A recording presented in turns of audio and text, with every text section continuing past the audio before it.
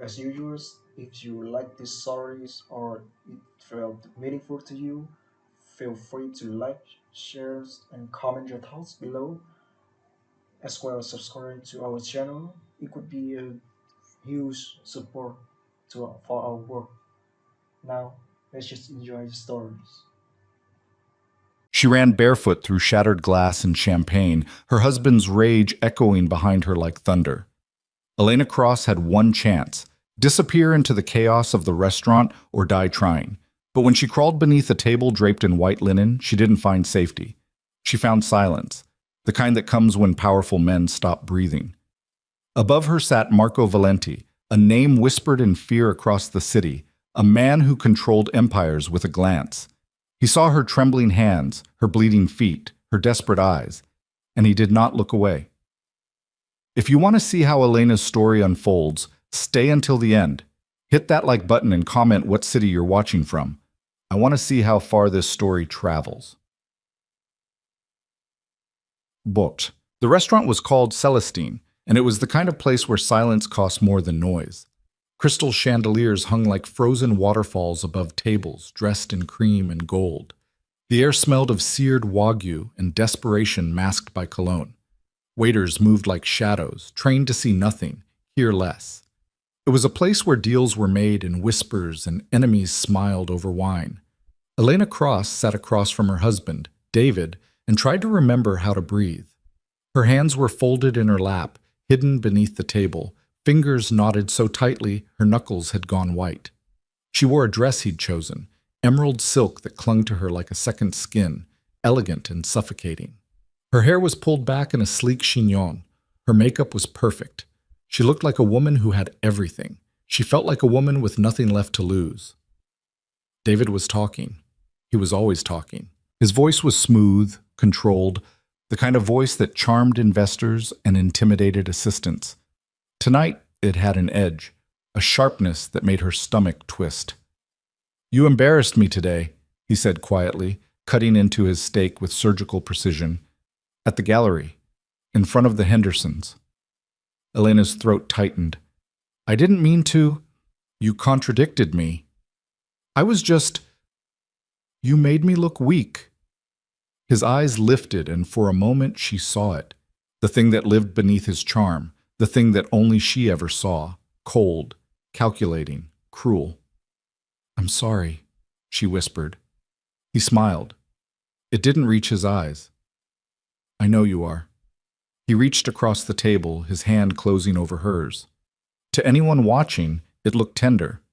But his grip was too tight, his thumb pressing into the bruise he'd left 2 nights ago when she'd dropped a glass during one of his dinner parties. "We'll talk about it at home," he said softly. And she knew what that meant. The waiter appeared, refilling their wine. Elena watched the deep red liquid swirl into her glass and thought about drowning, about disappearing, about all the ways a person could vanish without ever leaving the room. David released her hand and returned to his meal, his control restored. He talked about the merger, about the Hendersons, about expansion plans and quarterly projections. She nodded when expected, smiled when required, and felt herself shrinking with every passing second. Then his phone buzzed. He glanced at it, frowned, and stood abruptly. "I need to take this. Don't move." He walked toward the lobby, his posture rigid, his voice already rising as he answered the call. Elena sat alone at the table, her pulse hammering in her ears. She looked around the restaurant. Couples leaned close over candlelight. A group of businessmen laughed too loudly near the bar. A woman in diamonds touched her companion's wrist and whispered something that made him grin. No one looked at her. No one ever did.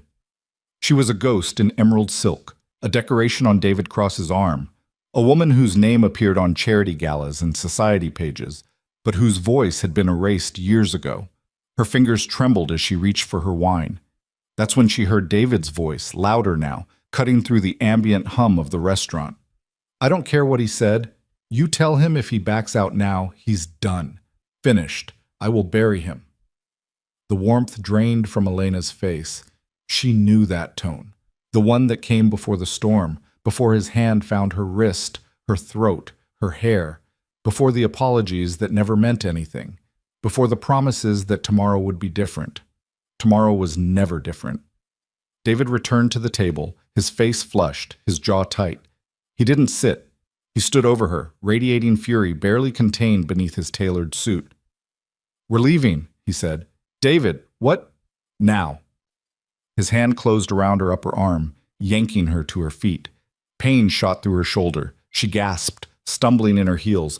"David, please!" "Shut up." He started dragging her toward the exit, his grip bruising, his stride too fast for her to match.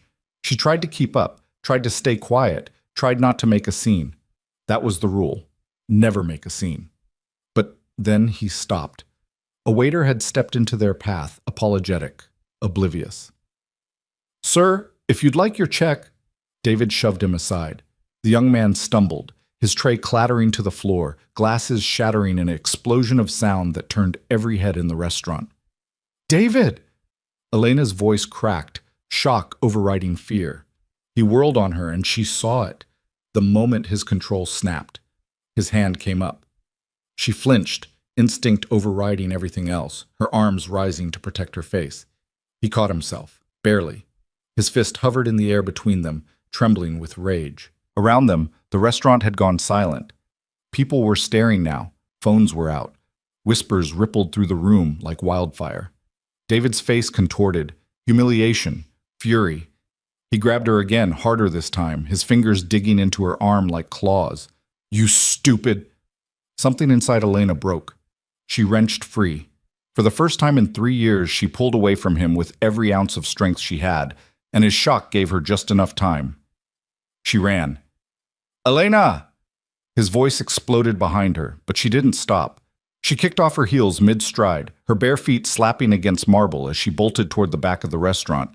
She didn't know where she was going. She just knew she couldn't let him catch her.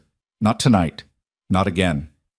The restaurant blurred around her. Startled faces, half-risen guests, a waiter frozen with a bottle of wine. She heard David shouting, heard his footsteps pounding after her, heard the chaos erupting in her wake. She burst through a door marked private and found herself in a dimly lit corridor. Wine storage, event rooms, staff exits, and a dining room at the end of the hall, its doors slightly ajar. She ran for it. Behind her, David's voice was getting closer. "Elena, stop! You're making this worse!" She shoved through the doors and stumbled into a private dining room, and froze. The room was smaller than the main restaurant, intimate and shadowed. A single long table dominated the space, set with dark wood and low candlelight, and around it sat 6 men. They had stopped mid-conversation. Every pair of eyes turned toward her. Elena's breath caught in her throat. These were not businessmen, not society elites sipping wine and discussing portfolios. These were predators. She could feel it in the way they watched her, still, assessing, dangerous. In the expensive suits that fit too well, the watches that cost more than cars, the scars half hidden by designer cologne and cold eyes. And at the head of the table sat a man who made the air itself seem heavier. Marco Valenti. She didn't know his name, not yet. But she knew what he was. She could see it in the way the others deferred to him without moving, the way his silence commanded more respect than any words could. He was in his late 30s, dark-haired and sharp-featured, his suit tailored to perfection. His eyes were the color of smoke and stone, and they held hers with an intensity that made her feel like she was standing on the edge of a cliff. He didn't speak. Neither did she. Behind her, David's footsteps echoed down the corridor. Panic surged through her. She looked around wildly. No other exit, no windows, nowhere to go. Her eyes dropped to the table. It was long, covered in a heavy white cloth that reached nearly to the floor. She didn't think. She dropped to her knees and crawled beneath it. The tablecloth fell around her like a curtain, plunging her into shadow. Her heart slammed against her ribs. Her breathing was too loud, ragged, and desperate. She pressed her hands over her mouth, trying to muffle the sound. Above her, she heard a chair shift. Then Marco's voice, low and calm. "Gentlemen?"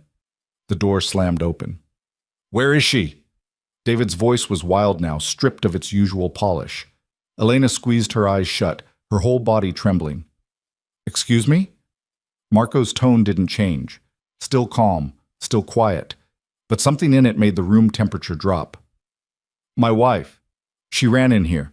Where is she?" Silence. Elena could hear her own heartbeat, could feel the cold marble beneath her bare feet, the rough wood of the table leg against her shoulder, could smell wine and fear and expensive leather. I don't know what you're talking about, Marco said, but you're interrupting a private meeting. I saw her come in here. You saw wrong. David's breath hitched. Elena could picture him, scanning the room, his mind racing, his control slipping further with every second. She's here. I know she is. You need to leave. Marco's voice was softer now, almost gentle, and somehow that made it more terrifying. Do you know who I am? David Cross. Cross Capital. You'll leave. Not a threat, a fact. Or my colleagues will help you leave. Your choice. The room went still. Elena held her breath. She heard David's ragged breathing, heard his shoes scuff against the floor, heard the moment his survival instinct overpowered his rage. This isn't over, he said finally, his voice shaking. Yes, Marco said quietly. It is. Footsteps retreated. The door closed. Silence settled over the room like snow. Elena stayed frozen beneath the table, her mind blank with shock and adrenaline. She didn't dare move, didn't dare breathe too loudly. Above her, she heard the scrape of a chair, then Marco's voice, calm and commanding. Clear the room. Boss, now. Footsteps moved toward the exit. Low murmurs, the sound of the door opening and closing. Then nothing. Elena waited, her muscles locked, her thoughts spiraling. He was going to expose her, turn her over to David. Or worse. You can come out. His voice was quiet, almost conversational. She didn't move. I'm not going to hurt you. Still, she stayed frozen. A long pause. Then she heard him move, his footsteps slow and deliberate as he walked around the table. He stopped a few feet away and crouched down, lifting the tablecloth just enough to see her. Their eyes met. Elena's breath caught. Up close, his face was harder than she'd thought. A scar cut through his left eyebrow.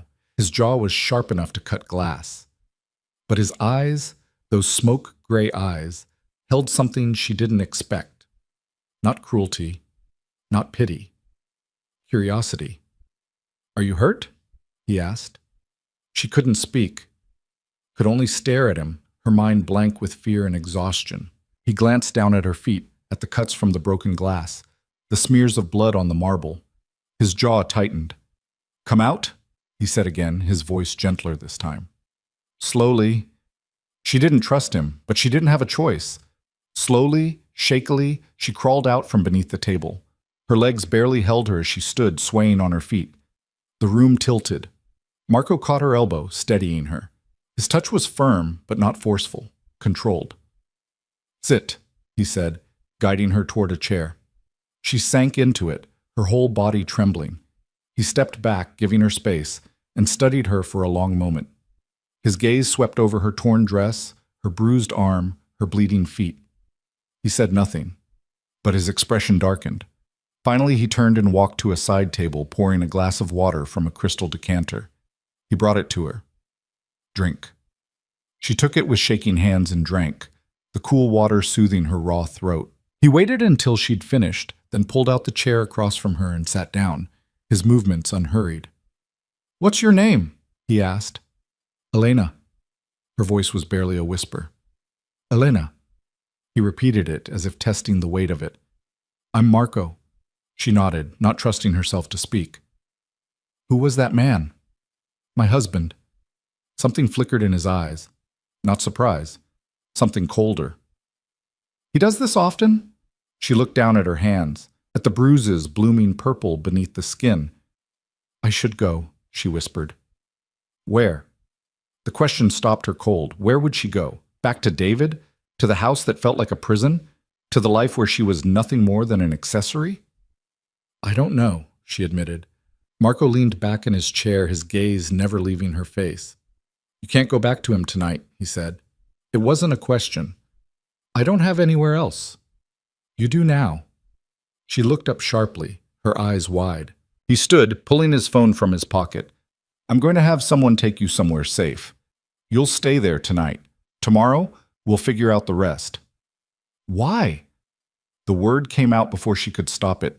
He paused, studying her. Because you didn't scream when you saw me, he said finally. You ran from him, not me. He made a call, his voice low and clipped. Instructions given in words she didn't understand. When he ended the call, he looked at her again. Someone will be here in 5 minutes. They'll take you to one of my properties. You'll be safe there. I can't. You already did. His tone left no room for argument. Elena's mind raced. She didn't know this man, didn't know what he wanted from her, but when she looked into his eyes, she didn't see the same thing she saw in David's. She saw control, yes, power, absolutely, but not cruelty. A knock at the door interrupted her thoughts. Marco opened it, revealing a woman in her 40s, dressed in black, her expression neutral. This is Lucia, Marco said. She'll take care of you. Lucia stepped forward, her eyes softening slightly as she saw Elena's condition. Come with me, Cara, she said gently. Elena stood on unsteady legs. She looked at Marco one last time. Thank you, she whispered. He nodded once. Don't thank me yet. Lucia led Elena through the back corridors of the restaurant, avoiding the main floor entirely. They exited through a service door into a narrow alley where a black car waited, its engine running. Lucia opened the door for her. Get in.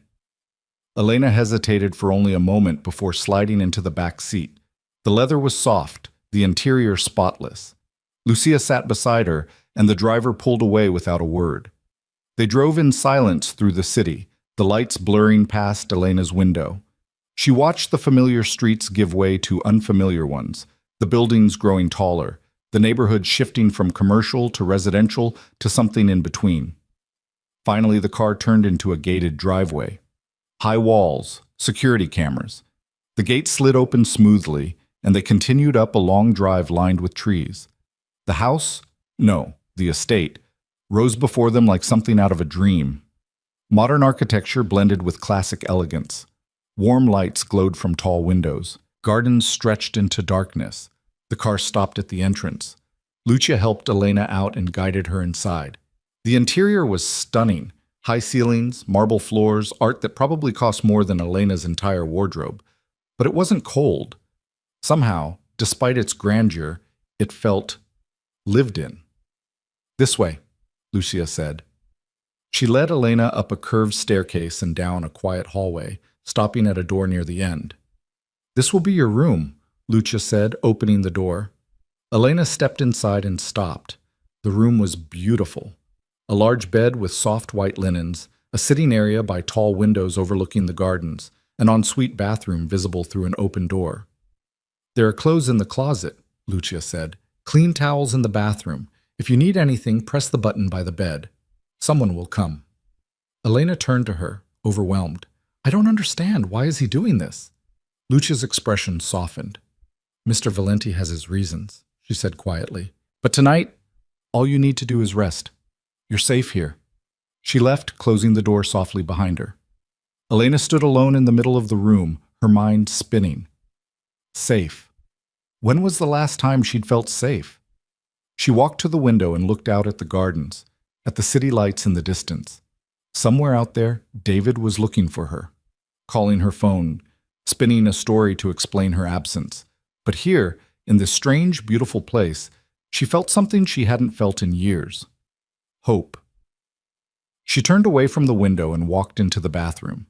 The shower was rainfall style, luxurious and inviting. She turned it on, letting the water heat, and slowly peeled off her torn dress. She stepped under the spray and let the water wash over her, washing away blood, tears, fear.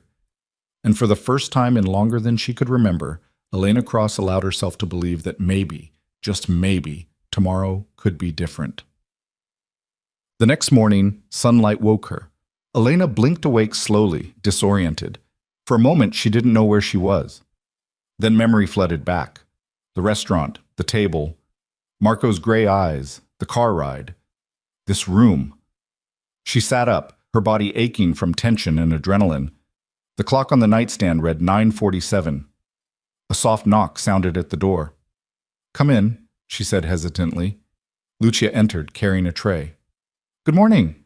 I brought breakfast. She set the tray on the small table by the window: coffee, fresh fruit, pastries, orange juice. Thank you, Elena said. Lucia nodded. Mr. Valenti would like to speak with you when you're ready. No rush. Elena's stomach tightened. Okay.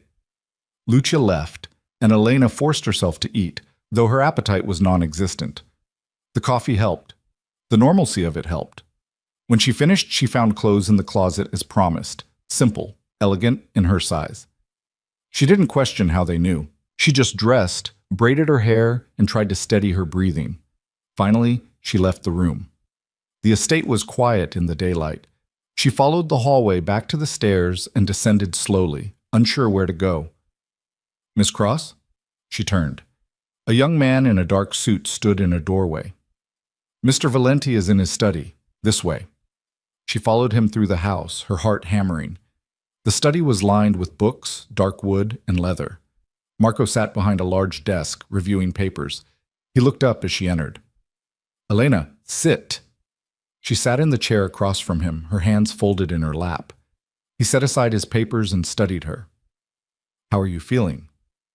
Confused. A faint smile touched his mouth. Fair. Why are you helping me?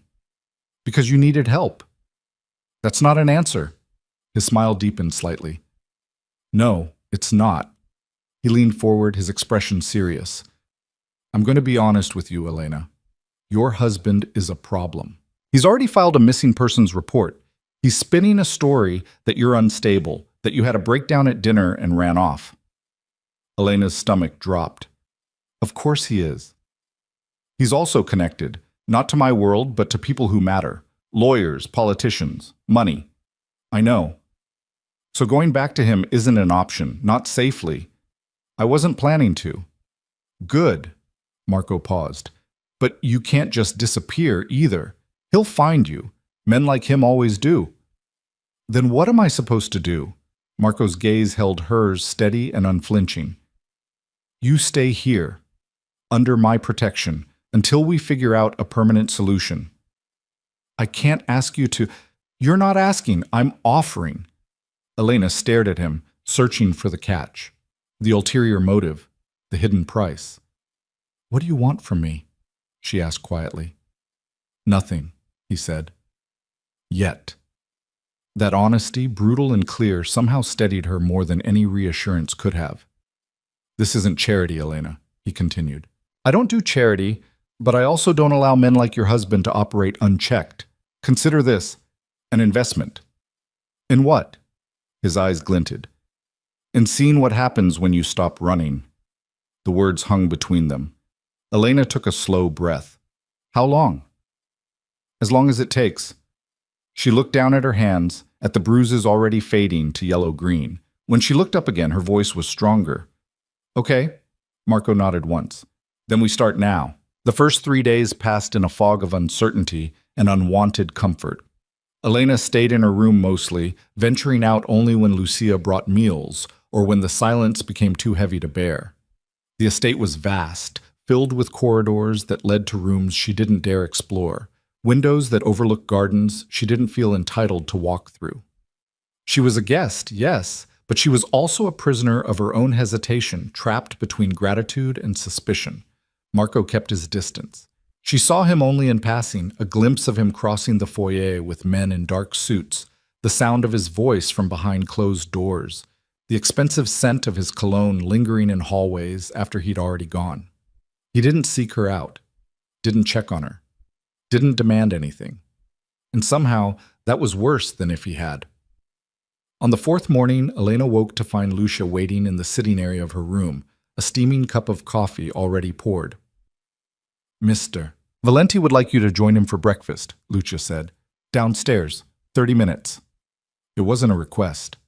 Elena showered quickly, dressed in one of the simple outfits from the closet, tailored black pants and a cream silk blouse, and braided her hair with trembling fingers. Her reflection looked calmer than she felt. The bruises on her arm had faded to shadows. The cuts on her feet had healed, but the tension in her shoulders remained. Lucia led her through the estate to a sun-drenched dining room that overlooked the gardens. The table was set for two.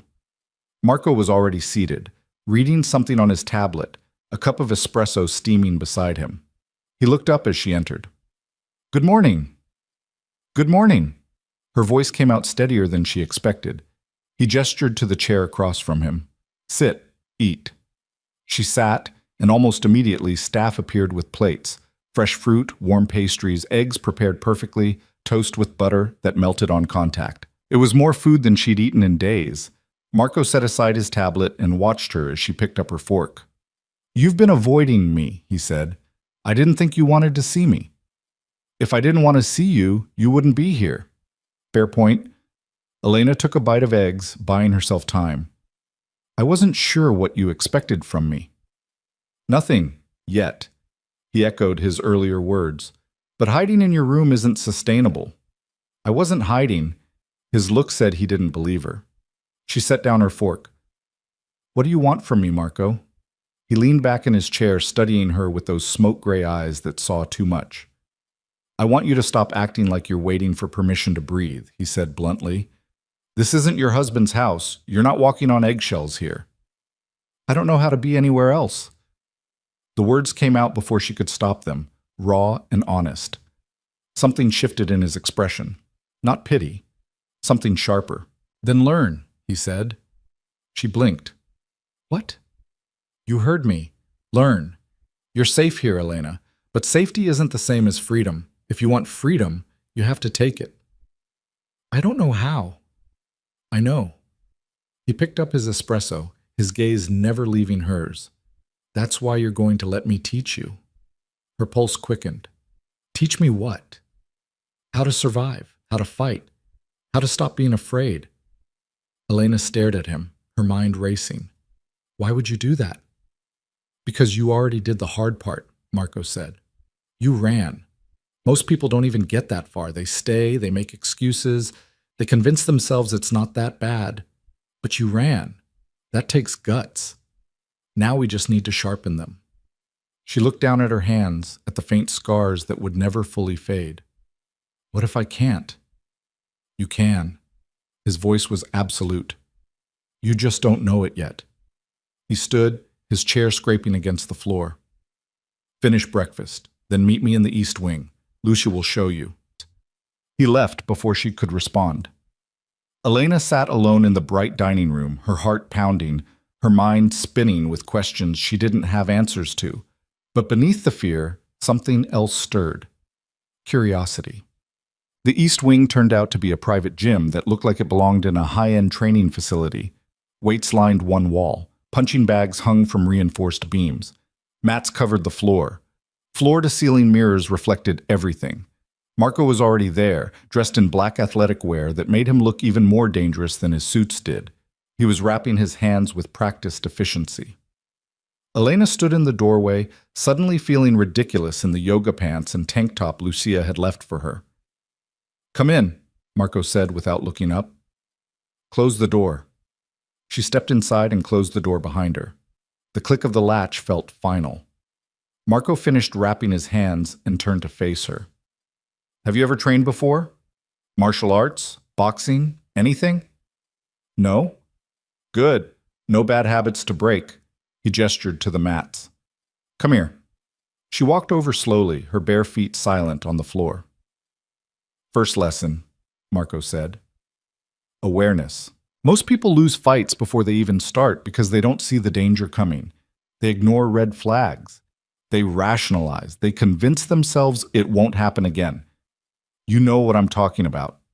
Elena's jaw tightened. Yes. So we start there, recognizing threats, reading body language, understanding intent before it becomes action. He moved suddenly, closing the distance between them in 2 strides. Elena flinched, stepping back instinctively. Marco stopped. "Why did you do that?" "You moved toward me, and you retreated." "Why?" "Because—" She hesitated. "Because I thought you were going to hit you." She nodded, her cheeks burning. Marco's expression didn't change. "I wasn't, but your body knew to protect itself. That's good. That's instinct. Now we're going to train that instinct to do more than just flinch." He stepped back, giving her space. "Again, I'm going to move toward you. This time, don't retreat. Hold your ground. I don't think I can try. He moved again, faster this time. Elena's breath hitched, but she forced herself to stay still, every muscle locked tight. Marco stopped inches from her. Good. That's step one. Not running. I feel like I'm going to throw up. You'll get used to it. He moved back to a comfortable distance. Now we work on the rest. For the next 2 hours, Marco put her through drills that had nothing to do with punching or kicking. Instead, he taught her to read his movements, to anticipate his intentions, to recognize the subtle shifts in posture that signaled aggression. He moved around her in circles, sometimes slow, sometimes fast. He'd reach for her without warning, and she had to react, block, deflect, sidestep. At first, she failed more than she succeeded, but slowly, painfully, she began to understand the rhythm of it. Your husband, Marco said as they paused for water. Did he ever telegraph his attacks? Elena froze, the bottle halfway to her lips. Answer me. She swallowed hard. Yes. His jaw would tighten. His hand would curl into a fist.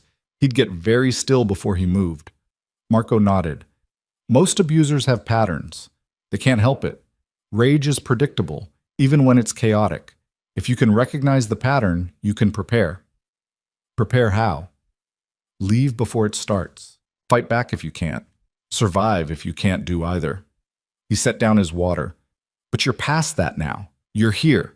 So now we focus on making sure you never have to go back. They trained until her muscles screamed and sweat soaked through her clothes. Marco was relentless, patient, but unyielding, pushing her past the point where she wanted to quit. Finally, he called a halt. Enough for today, he said. You did well. Elena collapsed onto the mat, her chest heaving. I feel like I got hit by a truck. You'll feel worse tomorrow. He offered her a hand. She hesitated only a second before taking it. His grip was strong, steady, pulling her to her feet with ease. Same time tomorrow, he said. Every day? Every day. She nodded, too exhausted to argue. That night, Elena couldn't sleep. Her body ached in places she didn't know could ache. But more than that, her mind wouldn't stop replaying the day. Marco's voice, his instructions, the way he'd looked at her, not with pity or condescension, but with expectation. Like he believed she could do this. She got out of bed and walked to the window, looking out at the gardens bathed in moonlight. Somewhere beyond those walls, David was still looking for her, still calling her phone, still convinced she'd come back. But for the first time, Elena didn't feel the pull of obligation, didn't feel the weight of his voice in her head telling her she was nothing without him. She felt something else, anger. Yeshan. The next 3 weeks fell into a brutal routine. Every morning, Elena trained with Marco. He taught her to punch without breaking her thumb, to kick without losing her balance, to use her opponent's momentum against them. He taught her to breathe through pain, to think through fear, to move when every instinct screamed at her to freeze. And slowly, impossibly, she got stronger. Her body changed, muscles defined beneath her skin, her reflexes sharpened. The hesitation that had plagued her for years began to fade, replaced by something harder, something colder. Marco watched her transformation with quiet approval. He pushed her harder when she showed weakness, backed off when she pushed too far. He learned her limits and then taught her to break them. But he never touched her unnecessarily, never crossed lines, never asked for anything beyond her effort. One afternoon, after a particularly grueling session, Elena found herself on her back on the mat, staring at the ceiling, her chest heaving. Marco stood over her, barely winded. Get up. I can't. Yes, you can. I'm serious. I'm done. He crouched beside her, his expression unreadable. When your husband came at you, did you get to call a timeout? Her jaw clenched. No. So get up. She wanted to argue, wanted to scream at him that this wasn't fair, that she'd already given everything she had, but instead she rolled onto her side, pushed herself to her knees, and stood. Marco nodded. Again, it wasn't just physical training. In the evenings, Marco would sometimes join her for dinner, not every night, but often enough that she stopped being surprised by his presence. They'd eat in the dining room or on the terrace, and he'd ask her questions about her life before David, about her family, about the choices that had led her to that restaurant, to that table, to him. At first, she gave short answers, guarded and careful, but Marco had a way of listening that made her want to keep talking. He didn't interrupt, didn't judge, just listened with that focused intensity that made her feel like every word mattered. My parents died when I was 22, she told him one night over wine and pasta. Car accident. I was in grad school, studying art history.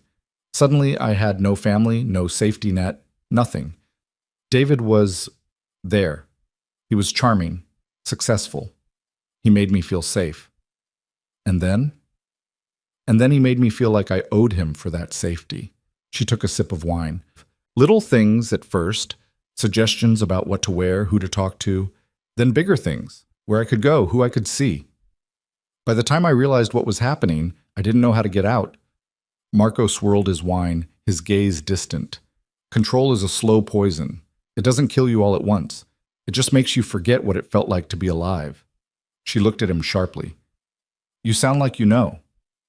Everyone knows, he said quietly. One way or another.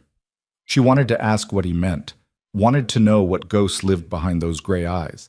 But before she could, he changed the subject. You said you studied art history. Yes. Do you miss it? The question caught her off guard. I don't know. I haven't thought about it in years. Why not? Because David said it was impractical, that I needed to focus on being his wife, supporting his career. Marco's jaw tightened. And you believed him? I didn't have a choice. You always have a choice, Elena, even when it doesn't feel like it. She set down her glass. Easy for you to say. No, he said. It's not. The weight in his voice stopped her. For a moment, they just looked at each other across the table, two people carrying scars they didn't talk about. Finally, Marco stood. Think about it. What you'd do if you could do anything. No limitations, no fear, just you and what you want. He left her alone on the terrace, the question hanging in the air like smoke. 4 weeks into her stay, Elena woke to the sound of raised voices downstairs. She slipped out of bed and crept to her door, opening it just enough to hear. Not your problem, Marco. A man's voice, rough and irritated. You're drawing attention. People are asking questions. Let them ask. Marco's voice, calm and cold. Her husband has connections. You know that. You're risking exposure for what? Some scared housewife? Elena's breath caught. Watch your mouth, Dante. Marco's tone dropped dangerously low. She's under my protection. That makes her my business. And anyone who has a problem with that can take it up with me directly. Silence. Then Dante again, quieter now. You're getting soft. No, I'm getting clear. There's a difference. Footsteps. A door slamming. Elena backed away from her door, her heart pounding. Getting soft. Was that what this was? Marco risking his reputation, his standing, for her? She didn't know whether to feel grateful or guilty. That afternoon, she asked him about it. They were in the gym, taking a water break between rounds. Elena wiped sweat from her face and took a breath. I heard you arguing with someone this morning. Marco didn't look surprised. Dante, he has opinions. About me. About everything. Marco took a drink. Don't worry about it. He said you're risking exposure. What does that mean? Marco set down his bottle and turned to face her fully. It means that protecting you makes me visible in ways I'd prefer not to be. Your husband is making noise, filing reports, hiring investigators, and every day you're here, I'm more connected to you in their eyes. Then why keep me here? Because I said I would. That's not a good enough reason. It's the only reason that matters. His eyes held hers. I don't go back on my word, Elena. Not for Dante. Not for anyone. She looked at him, at the hard lines of his face, the scars he carried like medals, the strength that radiated from him like heat. You don't owe me this, she said quietly. I know. Then why? He was silent for a long moment. When he spoke, His voice was softer than she'd ever heard it. Because when you crawled under that table, you didn't beg. You didn't cry. You didn't make excuses. You just survived. And people who survive deserve a chance to do more than that. The honesty in his words hit her harder than any punch. What if I can't? She whispered. What if I'm not strong enough? Marco stepped closer, his presence overwhelming but not threatening. You already are, he said. You just don't see it yet, but you will. That night, Elena stood in front of the mirror in her room, studying her reflection. She looked different, leaner, harder. Her eyes held something they hadn't before, a glint of steel beneath the softness. She thought about Marco's question. What would she do if she could do anything? For years, she hadn't allowed herself to want anything. Wanting led to disappointment, to punishment, to David's voice in her head telling her she was selfish, ungrateful, weak. But now, in the quiet of this room, in the safety of this house, she let herself think. What did she want? The answer came slowly, but when it did, it was absolute. She wanted to stop being afraid. She wanted to look David in the eye without flinching. She wanted to be the kind of woman who walked into a room and owned it, who didn't apologize for existing, who didn't shrink herself to make others comfortable. She wanted to be free. And for the first time in her life, she believed she could be. The next morning, she met Marco in the gym with new determination. I want to fight him, she said without preamble. Marco looked up from wrapping his hands. Who? David. I want to be ready to face him, not run, not hide, face him. Something flickered in Marco's eyes. Approval, maybe. Or respect. That's a dangerous choice, he said. I know. He won't fight fair. Neither will I. Not anymore. Marco studied her for a long moment, then nodded. All right. Then we change the training. No more drills, no more basics. We train for real.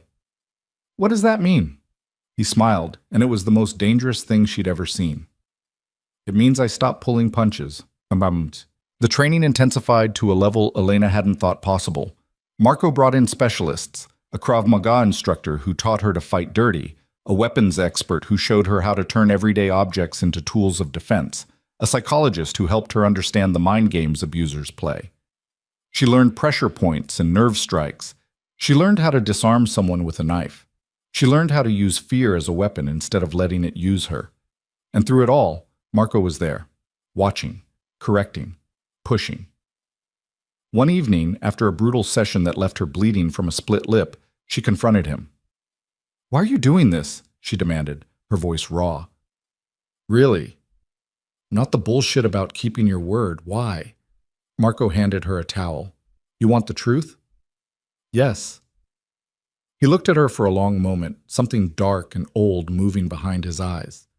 Because I know what it's like to be trapped, he said quietly, to feel like you have no way out. And I know what it takes to break free. It's not pretty, it's not easy, but it's worth it. You were trapped? In a different way, but yes. He turned away, his shoulders tight. And when I got out, I swore I'd never let anyone make me feel that powerless again. I see that same fire in you, Elena. You just need permission to let it burn. She stepped closer. I don't need permission. He turned back, surprise flickering across his face. You're right, she said. I'm done asking for permission. From David, from you, from anyone. If I'm going to burn, it'll be because I chose to. For the first time since she'd met him, Marco smiled. A real smile, not the dangerous one or the calculated one, but something genuine.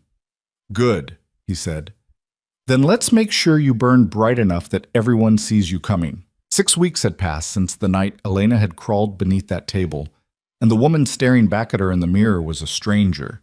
She stood in the gym wearing training gear that had become like a second skin, her muscles defined in ways they'd never been, her stance balanced and ready. The softness that had once made her easy to dismiss had been carved away, replaced by something harder, something that looked back at the world with unflinching eyes. Marco entered the gym and stopped short, his gaze sweeping over her with an appraising look that held no trace of the condescension she'd once endured from David. You're early, he said. I couldn't sleep. Elena rolled her shoulders, feeling the familiar pull of muscle and sinew. I keep thinking about what comes next. And what do you think comes next? She turned to face him fully. I stop hiding. Marco set down the coffee he'd been carrying and walked onto the mats. Elaborate. I've been here 6 weeks, safe, training, getting stronger. But David is still out there, still telling people I'm unstable, still controlling the narrative. And as long as he gets to do that, I'm not really free. I'm just hiding better. Smart people know the difference between hiding and strategizing. I'm done strategizing. Her voice was firm, steady. I want to face him. Marco studied her with those smoke-gray eyes that saw too much. You sure about that? Yes. Because facing him isn't the same as being ready for him. He'll use every weapon he has, lawyers, money, connections. He'll try to destroy you legally, financially, publicly, and he'll do it with a smile on his face. I know. Elena stepped closer. But I also know that I can't move forward while he's still got his hands around my throat, even from a distance. Marco was quiet for a moment, then nodded slowly. All right. Then we prepare you properly. No more training like you're learning self-defense. We train like you're going to war. I thought that's what we were already doing. No. His expression hardened. We were building your foundation. Now we build your arsenal. He moved to the center of the mat, gesturing for her to join him. The thing about men like your husband is that they rely on specific tactics. Intimidation, gaslighting, using your fear against you. So we're going to drill scenarios until you can handle every single one without breaking. Elena joined him on the mat. How? By putting you through them, over and over, until the fear becomes background noise. He paused. It won't be pleasant. I'm not looking for pleasant. I'm looking for effective. Something almost like pride flickered across Marco's face. Then let's begin. What followed was unlike anything they'd done before. Marco didn't just teach her to fight physically.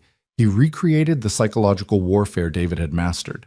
He'd shift from supportive instructor to cold interrogator without warning, using David's words, David's tone, David's tactics to see if she'd crack. You're being dramatic, Marco said, his voice taking on David's smooth condescension as they sparred. You always overreact. Maybe if you'd just calm down. Elena's fist connected with the pad he held, harder than before. You think you're strong now? Marco continued, circling her. You think you're different? You'll go running back the moment things get hard. You always do. She pivoted, her kick landing solid. I'm not running. You're pathetic. Who's going to believe you? You're nobody without me. Elena's jaw clenched, but her hand stayed steady. She struck again and again, each hit more controlled than the last. Good, Marco said, dropping the act. You're learning to separate his words from reality. Again. They went through it over and over, Marco playing the role of aggressor with an accuracy that made Elena's skin crawl. But each time she responded with less emotion and more precision. The words that once would have shattered her began to lose their power. During a water break, Elena leaned against the wall, her chest heaving. How do you know exactly what to say? Marco took a long drink before answering. Because men like David are predictable. They all use the same playbook. Isolate, undermine, control. I've seen it 1,000 times. In your work? And in life. He set down his bottle. My father was a master at it. Made my mother believe she was nothing without him. By the time I was old enough to understand what was happening, she was too far gone to save. Elena looked at him sharply. He'd never spoken about his family before. What happened to her? She stayed until it killed her. Heart attack at 47. His voice was flat, emotionless. The doctor said it was stress. I knew it was him. I'm sorry. Don't be. Just don't end up like her. That's why we're doing this. The weight of that confession settled between them. Elena straightened, pushing off the wall. Then let's keep going. I'm not done yet. Marco's expression shifted into something almost like a smile. No, you're not. They trained until Elena's muscles screamed and her mind felt scraped raw. But when they finally stopped, she felt something she hadn't in years. Powerful. Not just physically, but mentally. The words that had once controlled her had become nothing more than sounds. That evening, Lucia found Elena in the library, paging through old art history books she'd discovered on the shelves. "Mr. Valenti asked me to give you this," Lucia said, handing her a small folder. Elena opened it and found legal documents inside. Restraining order paperwork, divorce filings, documentation of abuse with statements from medical professionals who'd examined her injuries when she'd first arrived. "He had his lawyers prepare everything," Lucia said quietly. "All you have to do is sign, and they'll file it tomorrow." Elena's hands trembled slightly as she looked through the papers. It was all there, laid out in clinical language. A roadmap to freedom. "Why now?" Elena asked. "Because he knows you're ready." Lucia's expression softened. "And because he wants you to know you have options. Always." After Lucia left, Elena sat with the papers for a long time. Signing them would mean making this real. No more hiding, no more waiting. It would mean David would know where she was, what she was doing. It would mean war. She thought about the woman she'd been 6 weeks ago, trembling under a table, too afraid to breathe too loudly. Then she thought about the woman she was now, the one who could take a punch and deliver one back, the one who'd learned to turn fear into fuel. She picked up the pen and signed every page. The next morning, Elena found Marco in his study, reviewing what looked like security footage on multiple screens. "I signed the papers," she said from the doorway. He looked up, his expression unreadable. "Good. They'll be filed this afternoon. David will be served by tomorrow morning." "And then?" "And then he'll retaliate, probably immediately." Marco stood, walking around his desk. "Are you prepared for that?" "I don't know, but I'm done waiting to feel ready." Elena stepped into the study. "I need to ask you something." "Ask." "When I face him, and I will face him, I need to do it alone." Marco's eyes narrowed. "Absolutely not." "Marco?" "No, Elena. You don't understand what you're asking. David isn't going to play fair. He'll bring lawyers, security, witnesses. He'll create a situation designed to break you. Then I'll break him first." Her voice was steel. "You've spent 6 weeks teaching me to be strong, to fight back, to stop being a victim. But if you're standing next to me when I face him, I'm still being protected. I'm still someone who needs saving. I need to prove, to myself more than anyone, that I can do this." Marco was quiet for a long moment, his jaw tight. "This isn't about proving anything." "Yes, it is. It's about proving to myself that I'm not the woman he married, that I'm not the woman who let him control every aspect of my life. I need to look him in the eye and show him that he has no power over me anymore. And I can't do that if you're there. You could get hurt. I've been hurt before. The difference is now I know how to hurt back." Marco stared at her, and she could see the war happening behind his eyes.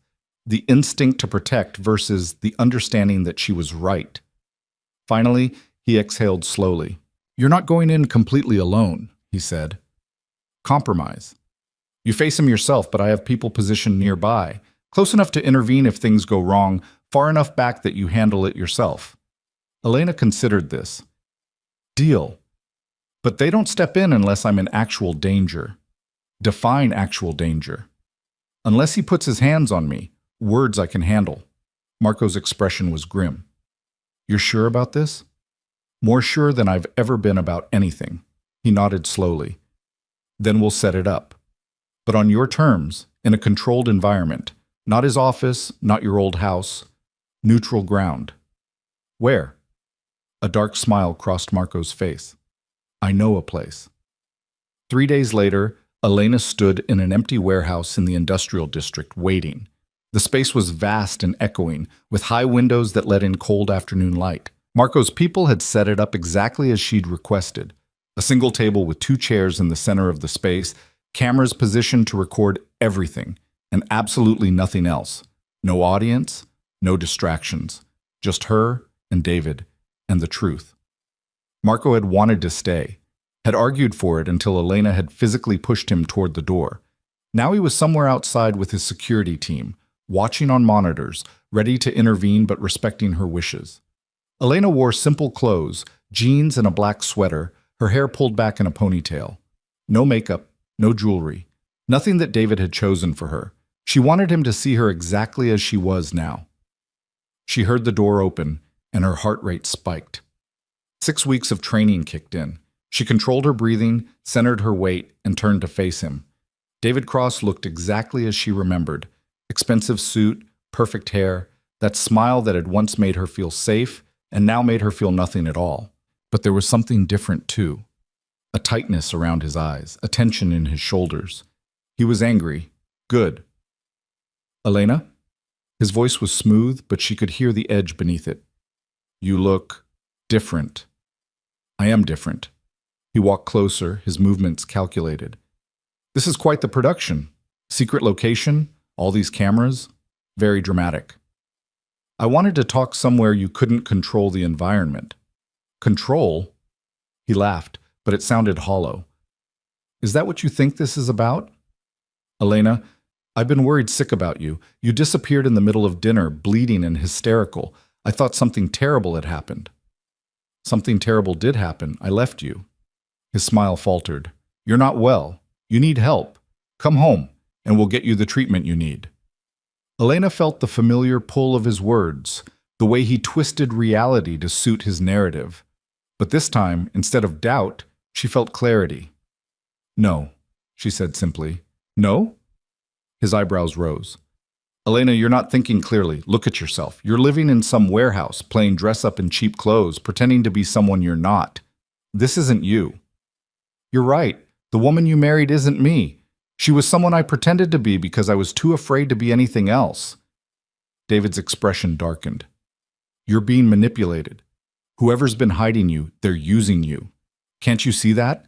They're probably after money or leverage or... The only person who ever manipulated me was you. The words hung in the air between them. David's mask slipped. For just a second, she saw the rage beneath the charm. Watch your tone. Or what? Elena stepped closer, and she saw his surprise. The old Elena would never have challenged him. You'll raise your voice? Grab my arm? Tell me I'm being dramatic? Go ahead, David. Show me who you really are. The cameras are already recording. His jaw clenched. You think you're clever, don't you? Setting all this up, getting it on video. But you forget, I have lawyers, real ones. They'll tear apart whatever narrative you're trying to build. I'm not building a narrative, I'm telling the truth. And the truth is that you spent 3 years breaking me down piece by piece until I forgot what it felt like to be whole. You isolated me from my friends, controlled my money, decided what I wore and where I went and who I talked to. And when I didn't comply perfectly, you punished me. I never hit you. You did, multiple times. But even if you hadn't, abuse isn't just physical. You know that. You're smart enough to know exactly what you were doing. David's hands curled into fists at his sides. You're making a mistake. If you go through with this divorce, I will destroy you. I will make sure everyone knows how unstable you are, how you abandoned your marriage, your responsibilities. No one will believe you. I don't need everyone to believe me. I just need to believe myself. He moved toward her then, fast and angry, exactly like he used to. And 6 weeks ago, she would have flinched, would have stepped back, would have apologized. Instead, Elena stood her ground. David stopped inches from her face. You think you're strong now? You think whatever you've been doing these past weeks has changed anything? You're still mine, Elena. You'll always be mine. And when this little rebellion is over, you'll come crawling back. No, David. Her voice was steady, calm. I won't. Because you don't own me. You never did. You just convinced me that you did. But I'm awake now, and I see you for exactly what you are. A sad, insecure man who only feels powerful when he's making someone else feel small. His hand came up, fast and instinctive. Elena was faster. She caught his wrist mid-air, her grip iron tight, every hour of training compressed into that single moment. David's eyes went wide with shock. Don't, Elena said quietly. You don't get to touch me ever again. She released his wrist and stepped back, her heart pounding, but her hands steady. David stared at her like he was seeing her for the first time. What did they do to you? They didn't do anything. They just gave me space to remember who I was before you tried to erase me. This isn't over. Yes, it is. You're going to be served with divorce papers tomorrow. You're not going to contest them. You're going to give me everything I'm asking for, which isn't much. Just my freedom and enough money to start over. And in exchange, I won't go public with 3 years' worth of documented abuse. You're bluffing. Elena walked to the table and picked up a folder she'd placed there earlier. She opened it, showing him photographs of her bruises, medical reports, timestamps, witness statements from staff at their house who'd seen more than David realized. This is what your lawyers will be fighting against, she said, along with security footage from the restaurant where you lost control in front of 50 witnesses. So no, David, I'm not bluffing. I'm giving you an out. Take it. His face had gone pale. You manipulative little... Choose your next words carefully, Elena said, because everything you say is being recorded. So either continue proving exactly what kind of man you are, or accept that this is over and walk away with some dignity and tact. David looked at the cameras, at the folder of evidence, at Elena standing before him transformed into someone he didn't recognize. She could see the calculation happening behind his eyes, the weighing of options, the realization that he'd lost. Finally, he straightened his tie, his mask sliding back into place. You'll regret this.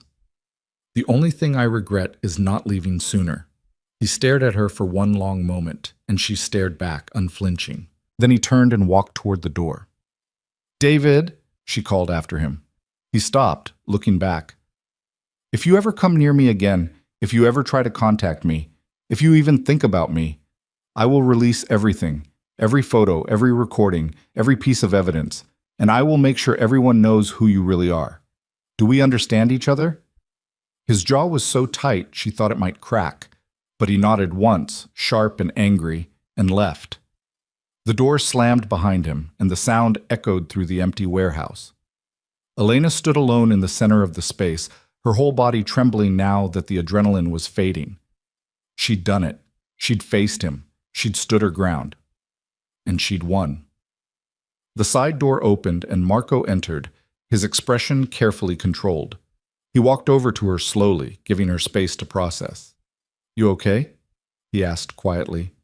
Elena looked down at her hands. They were shaking, but when she looked back up at Marco, she was smiling. I'm better than okay, she said. I'm free. Something shifted in Marco's expression, something warm breaking through his usual control. Yes, you are. Elena's legs suddenly felt weak. The adrenaline that had sustained her through the confrontation was draining away, leaving exhaustion in its wake. She sat down hard in one of the chairs. Marco pulled the other chair around and sat across from her, the same position they'd been in that first night in the restaurant's private dining room. That took guts, he said. I couldn't have done it without you. Yes, you could have. Eventually. I just helped you get there faster. Elena shook her head. It was more than that. You didn't just train me to fight. You taught me to believe I was worth fighting for. Marco looked at her for a long moment. You always were. You just couldn't see it. They sat in comfortable silence, the weight of what had just happened settling around them. Finally, Elena spoke. What happens now? Now his lawyers call my lawyers, they negotiate, and in a few weeks you'll be officially divorced with enough money to start whatever life you want. And us? The question came out before she could stop it. Marco's expression shifted into something unreadable. What about us? This arrangement, me staying at your house, the protection, does it end now? Do you want it to? Elena thought about the estate, the safety she'd found there, the routine she'd built. But more than that, she thought about the man sitting across from her, the one who'd seen her at her lowest and somehow believed she could be more. No, she said honestly, but I don't want to overstay my welcome either. You're not. Marco leaned back in his chair. Stay as long as you need to figure out what comes next. There's no rush. Why are you so good to me? He smiled slightly. Because you're not afraid of me.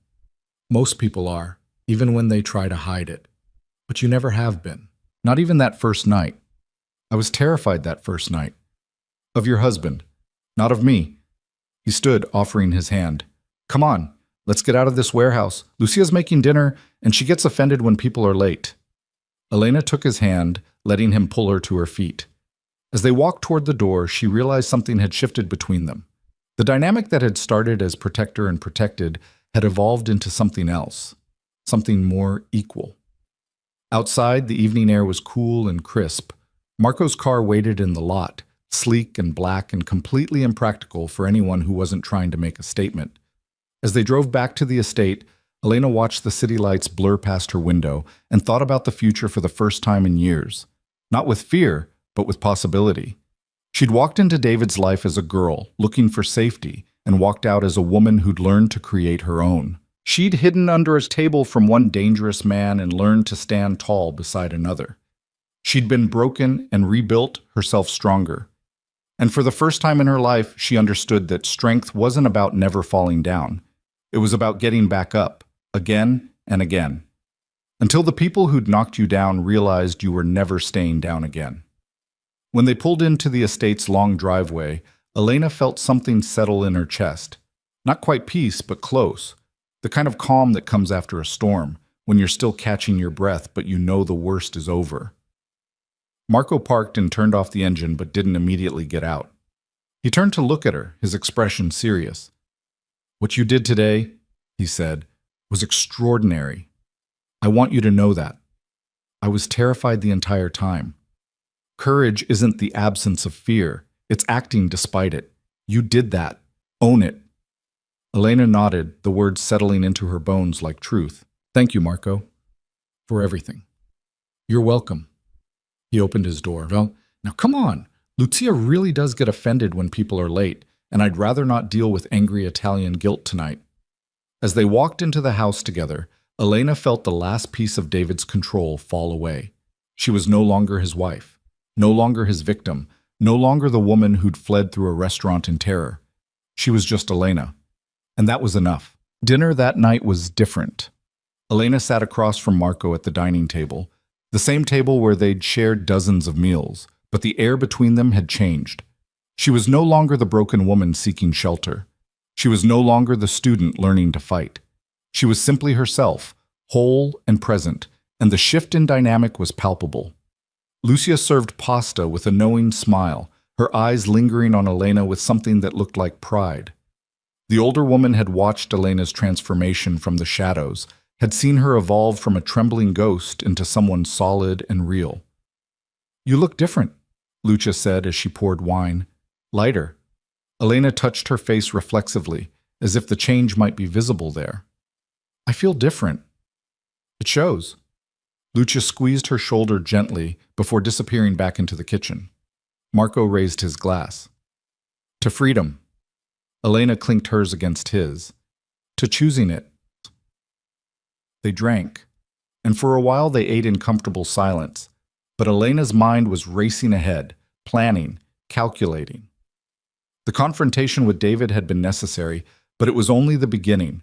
The divorce would take weeks to finalize.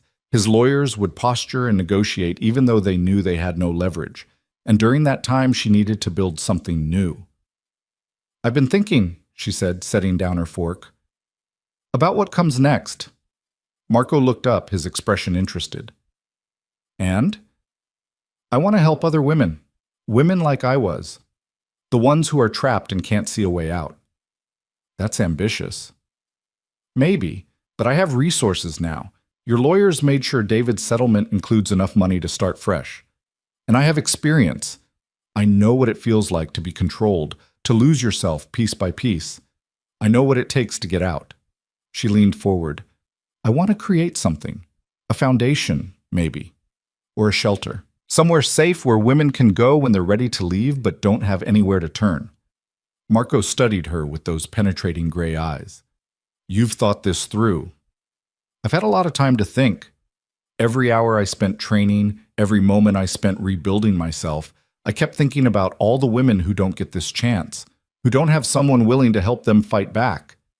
I got lucky, Marco. I found you, but most women don't find someone like you. So you want to be that person for them?" "Yes." Her voice was firm, certain. "I can't undo what happened to me, but I can make sure it means something. I can use it to help others." Marco was quiet for a long moment, his expression thoughtful. When he spoke, his voice was serious. "It won't be easy. You'll be putting yourself out there, making yourself visible. David and men like him won't appreciate what you're trying to do. You'll make enemies." "I'm not afraid of enemies anymore." "You should be. Fear keeps you sharp." Then I'll be appropriately cautious. Elena met his gaze steadily. But I won't let fear stop me from doing this. I can't. Marco's lips curved into something almost like a smile. Then I'll help you. Elena blinked. What? You'll need seed money, connections, legal protection. I can provide all of that. Consider it an investment. Marco, I can't ask you to, You're not asking. I'm offering. He leaned back in his chair. You think you're the first person I've seen trapped in a bad situation? You think your story is unique? It's not. And maybe it's time someone with resources actually did something about it instead of just watching it happen over and over. Elena felt something warm unfold in her chest. Why would you do this? Because you're right. You got lucky. Most don't.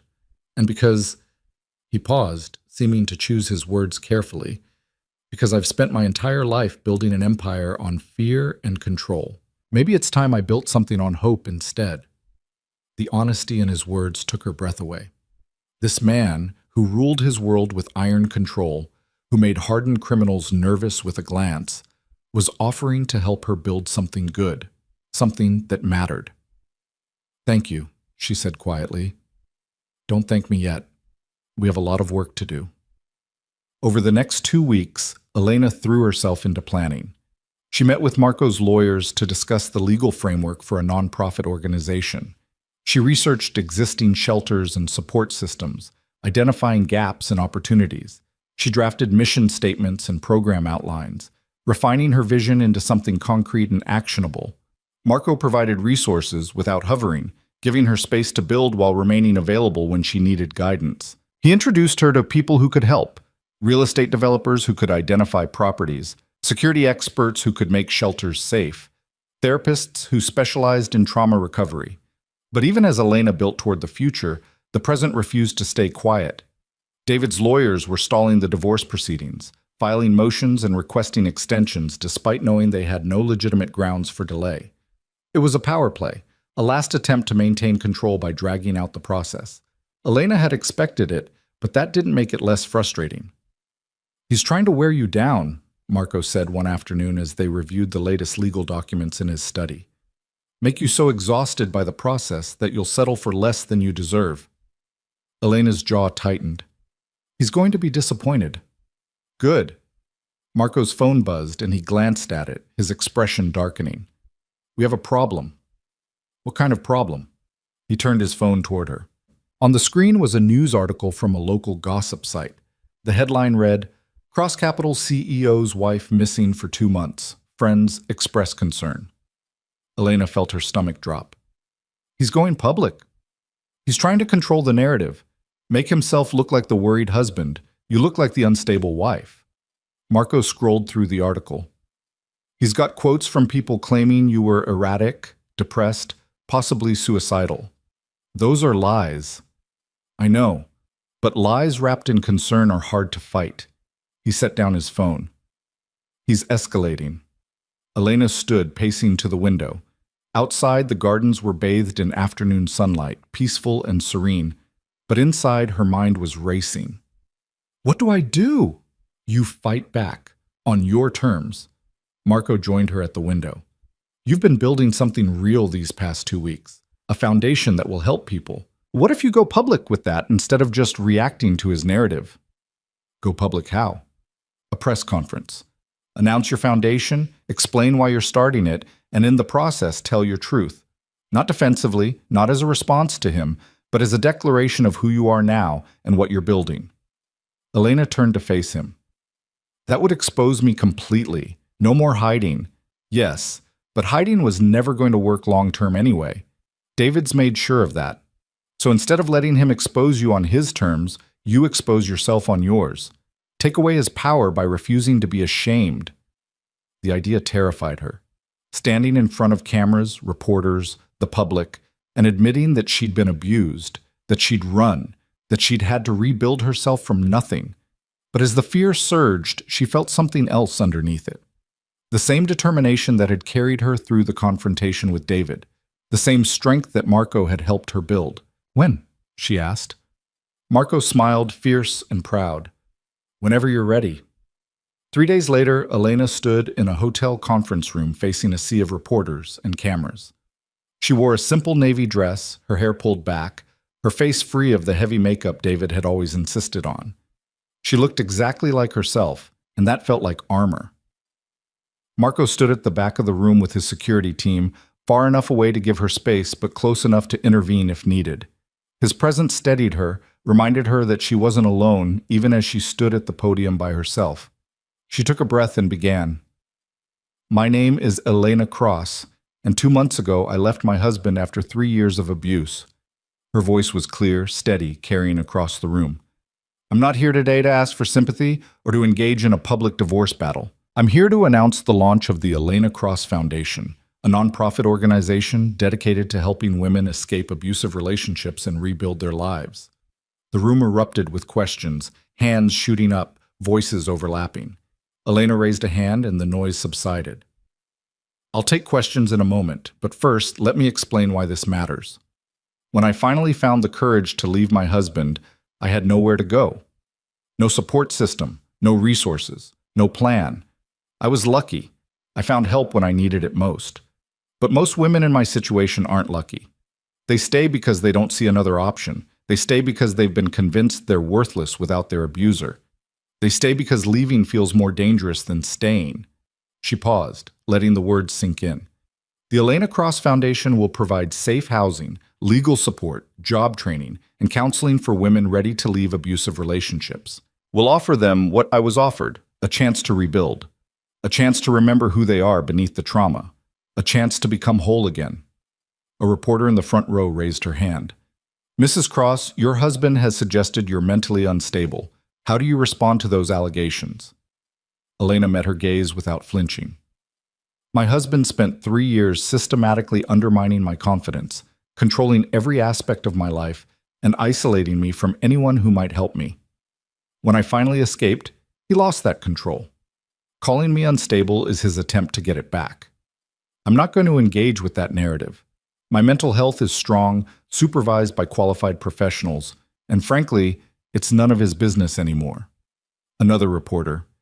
Do you have proof of the abuse you're alleging? Yes. Extensive documentation, including medical records, photographs, and witness statements. My lawyers have compiled everything, and it will be submitted as evidence in our divorce proceedings. I'm not going to litigate my marriage in the press, but I'm also not going to pretend it didn't happen. What would you say to other women in similar situations? Elena's expression softened. I'd say that leaving is terrifying, but staying is worse. I'd say that you are not crazy, you are not overreacting, and you are not alone. I'd say that the voice in your head telling you you're worthless is his voice, not yours. And I'd say that there is life on the other side of this. A good life. A life where you get to choose who you are and what you want. You just have to be brave enough to take the first step. The questions continued for another 20 minutes. Elena answered each one with calm precision, never defensive, never apologetic. She told her truth without shame, and with each answer she felt the last remnants of David's control fall away. When the press conference ended, Elena stepped away from the podium to scattered applause. Marco was waiting for her at the back of the room, his expression carefully neutral, but his eyes bright with something that looked like respect. Well done, he said quietly as they walked out together. I feel like I'm going to throw up. That's normal. You just exposed yourself to the world, but you did it with dignity.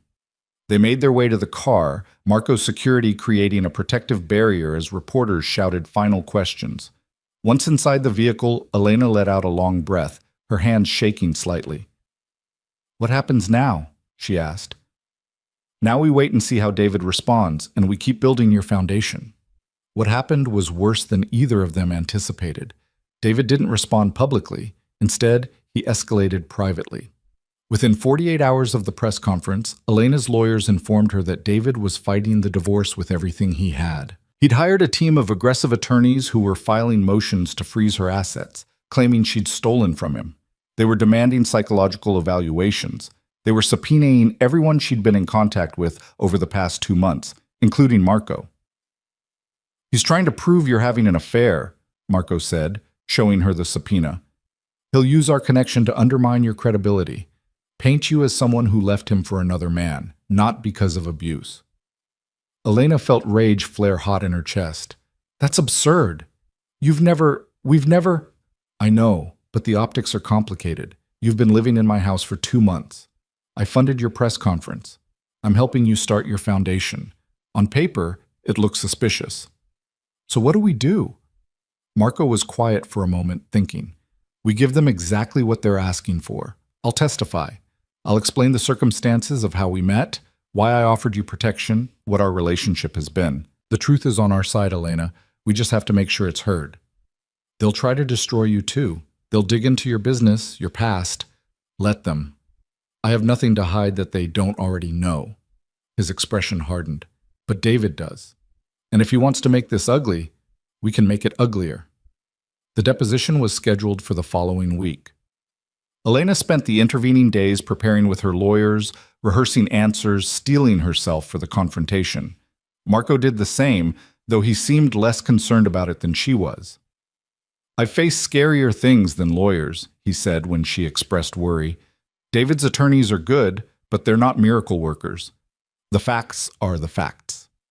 The morning of the deposition, Elena dressed in a charcoal suit that made her look professional and unshakable. She arrived at the lawyer's office with Marco, both of them projecting calm confidence even as the tension thrummed beneath the surface. David was already there, sitting with his legal team in a conference room that smelled of expensive cologne and desperation. When Elena walked in, his eyes tracked her movements with barely concealed rage. She sat across from him, her lawyer beside her, and met his gaze without fear. The opposing counsel began with standard questions. Timeline of the marriage. Reasons for leaving. Documentation of abuse. Elena answered each question clearly, factually, refusing to be baited into emotional responses. Then they shifted to Marco. Mrs. Cross, how did you meet Marco Valenti? I was fleeing my husband during a violent altercation at a restaurant. I hid in a private dining room where Mr. Valenti was conducting business. He offered me protection. And you accepted this protection from a complete stranger? I accepted protection from someone who wasn't trying to hurt me. Yes. Isn't it true that Mr. Valenti is involved in organized crime? Elena's lawyer objected immediately. Relevance? David's attorney smiled thinly. I'm establishing the character of the man Mrs. Cross chose to run to instead of returning to her husband. Elena leaned forward. I ran from abuse. Where I ran to is irrelevant. What matters is that I had to run at all. The deposition continued for 3 grueling hours.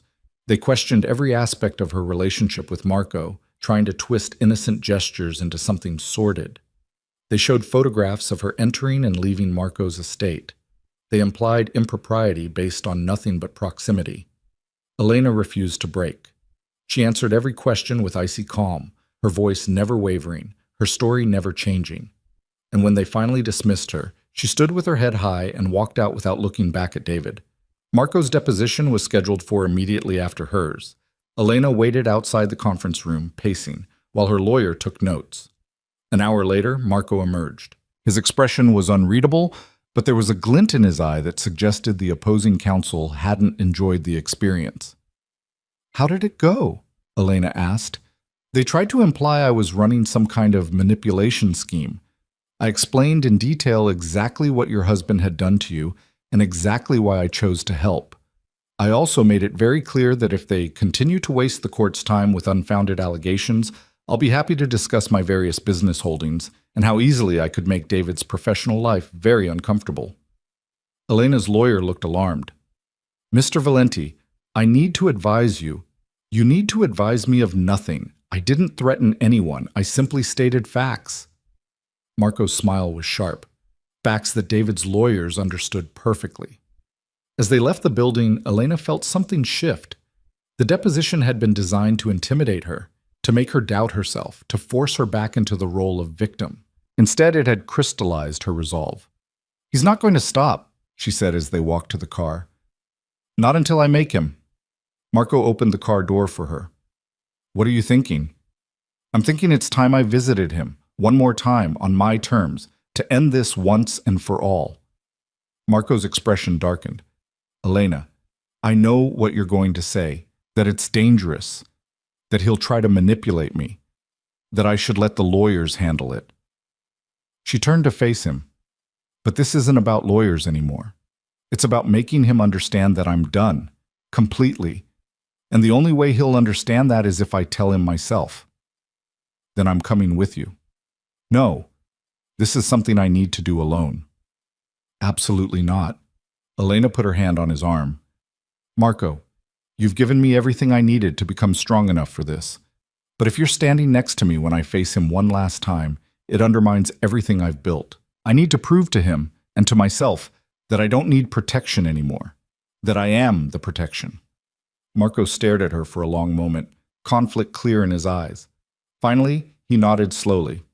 You're making a mistake. Maybe, but it's my mistake to make.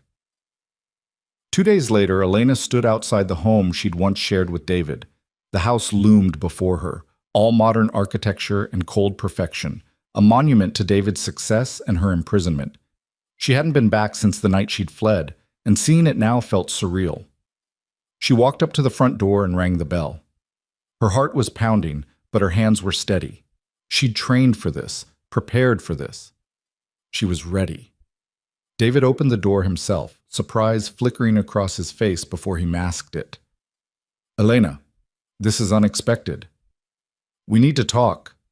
He stepped aside, gesturing for her to enter. She walked into the foyer, and the familiar smell of the place, his cologne, the cleaning products the housekeepers used, the scent of money and control, made her stomach turn. But she didn't run. She stood tall. David closed the door and turned to face her. I'm surprised you came here, after all your theatrics about how unsafe I made you feel.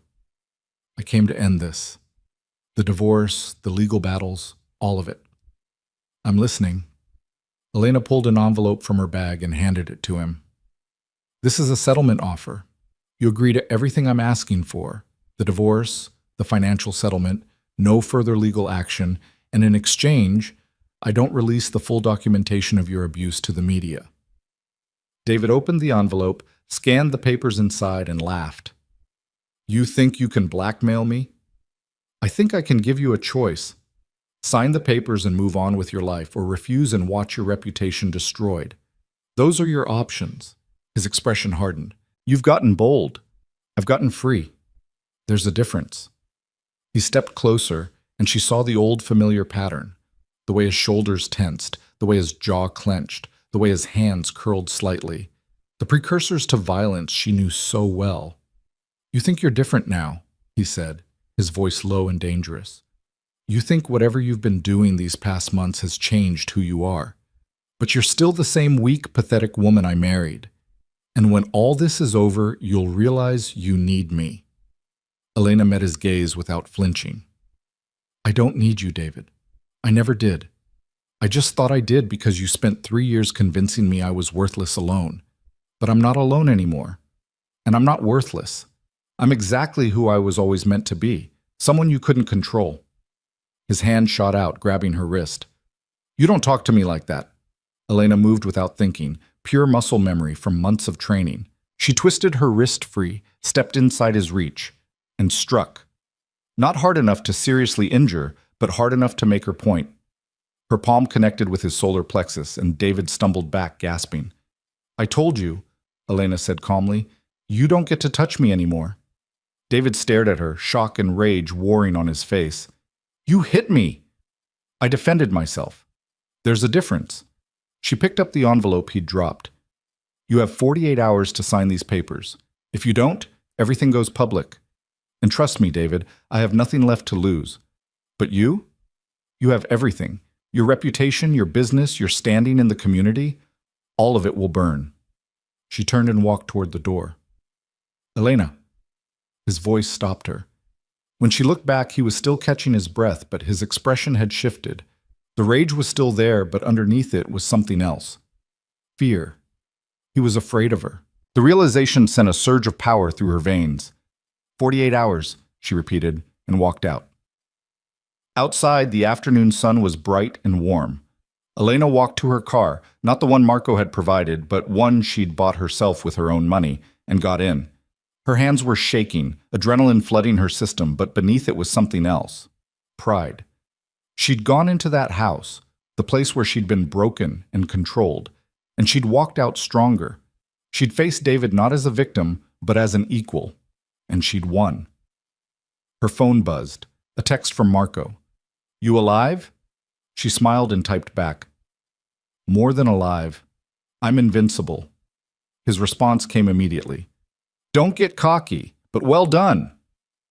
Elena started the car and drove away from the house, away from the life she'd left behind, toward the future she was building. She didn't look back. There was nothing behind her worth seeing anymore. 36 hours later, her lawyer called. David had signed the papers. The divorce would be finalized within the week. He'd agreed to everything, the settlement, the terms, the non-disclosure agreement that would keep him from ever publicly discussing their marriage. It was over. Elena stood in Marco's study when she got the news, the phone still in her hand, the reality of it settling over her like snow. Marco looked up from his desk. "Well?" "He signed. It's done." Marco stood and walked around the desk. For a moment, he just looked at her, and she saw something in his eyes she'd never seen before. Not just respect, but recognition. Like he was seeing her clearly for the first time as someone fully formed, someone complete. "Congratulations," he said quietly. "I couldn't have done it without you." "Yes, you could have. I just helped you do it faster." He paused. "What happens now?" Elena thought about the foundation she was building, about the women she would help, about the life stretching out before her full of possibility. "Now," she said, "I become who I was always meant to be." The foundation became real faster than Elena had imagined possible. Within 3 months of her divorce being finalized, she'd secured a building in a quiet neighborhood, large enough to house 20 women and their children, with office space for counselors and legal advisors. Marco's connections had smoothed the way through permit processes and zoning regulations that would have taken others years to navigate. His financial backing had made the renovation swift and thorough. But it was Elena's vision that shaped every detail. She insisted on warm colors instead of institutional white. She wanted the bedrooms to feel like sanctuaries, not cells. She hired staff who understood trauma because they'd survived it themselves. She created programs that didn't just offer escape, but genuine transformation, job training, education assistance, legal support, therapy that addressed the deep wounds abuse left behind. She named it Second Sunrise House, because everyone deserved a chance to see morning again after the longest night of their lives. The day they opened their doors, Elena stood in the main common area and watched as the first residents arrived. A woman with 2 small children, her face tight with fear and hope. Another woman alone, carrying everything she owned in a single duffel bag. A third with her teenage daughter, both of them looking around with the same cautious wonder Elena remembered from her first night at Marco's estate. "Welcome, Mom," Elena said, and meant it with every fiber of her being. "You're safe here." She saw herself in each of them, the way they flinched at sudden movements, the way they apologized for existing, the way they seemed surprised when kindness wasn't followed by a price tag. Over the following weeks, Elena threw herself into the work with an intensity that bordered on obsession. She was there every day, meeting with residents, coordinating with staff, solving problems as they arose. She taught self-defense classes in the basement gym, passing on everything Marco had taught her. She sat with women in the quiet hours after midnight when the fear was loudest, and she told them what she'd learned, that strength wasn't something you were born with. It was something you built, brick by painful brick. Marco watched from a distance, providing support when asked, but never interfering. He'd kept his promise. He'd helped her build this, then stepped back to let her run it. But Elena noticed he found excuses to stop by. A question about the building's security system. A donation check that could have been mailed. Coffee he happened to be carrying when she was working late. She didn't comment on it, didn't analyze it, just accepted his presence the way she'd learned to accept her own strength, as something that was simply there, solid and real. 6 months after Second Sunrise opened, Elena received an unexpected visitor. She was in her office reviewing applications from women seeking shelter when her assistant knocked. "There's someone here to see you. She says it's personal." Elena looked up, curious. "Send her in." The woman who entered was in her early 40s, impeccably dressed, with dark hair pulled into a severe bun. But it was her eyes that caught Elena's attention, gray, sharp, assessing. Familiar.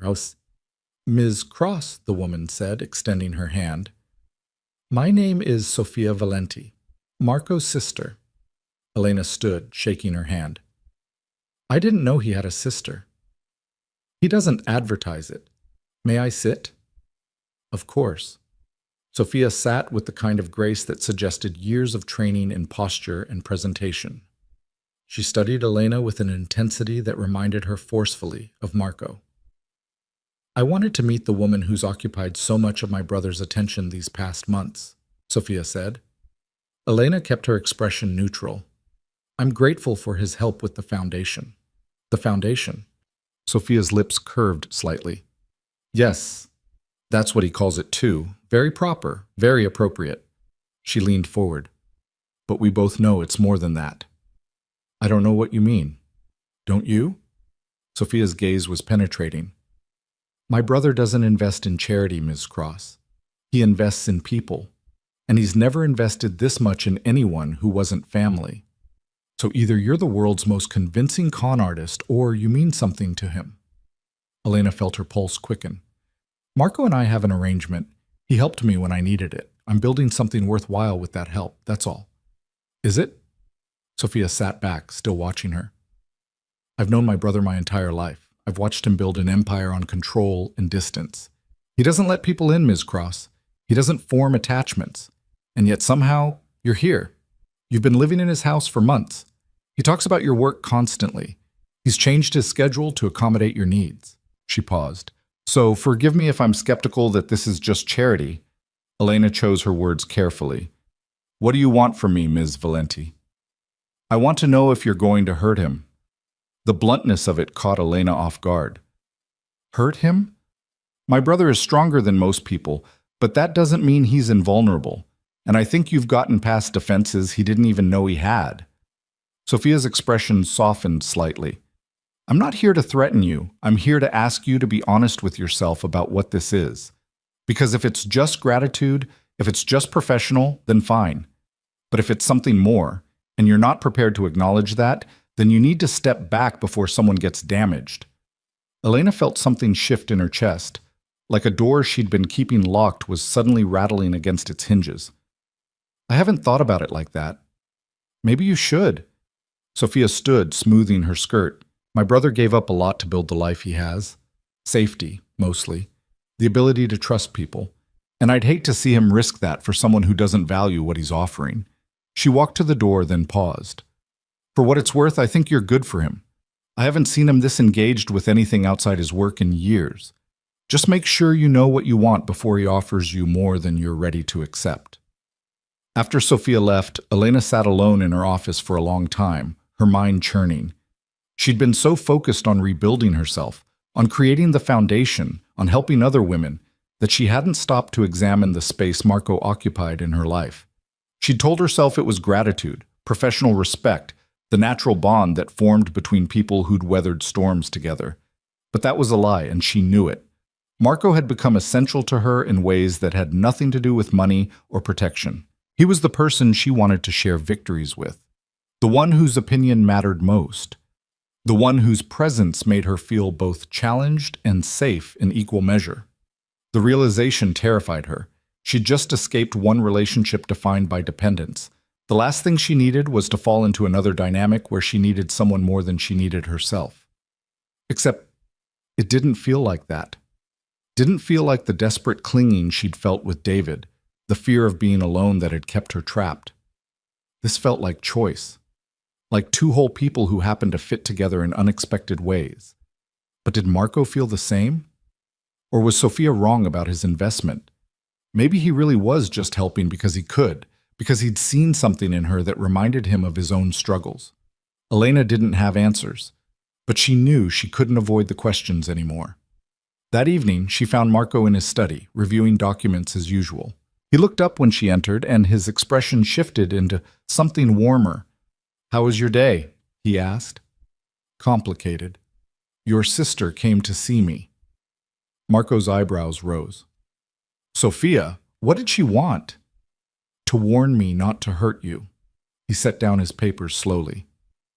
Did she now? She seems to think there's more between us than professional courtesy. And what do you think? The question hung in the air between them, loaded with possibility and danger. Elena walked further into the room, her heart hammering. I think I've been avoiding asking myself that question because I was afraid of the answer. And now? Now I'm trying to be brave enough to face it. She met his gaze. You've been more than generous, Marco. More than anyone had a right to expect.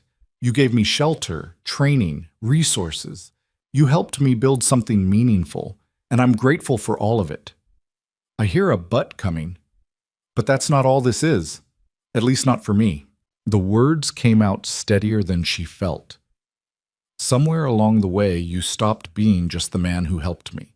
You became the person I trust most, the one I want to talk to about everything, the one whose presence makes everything feel possible.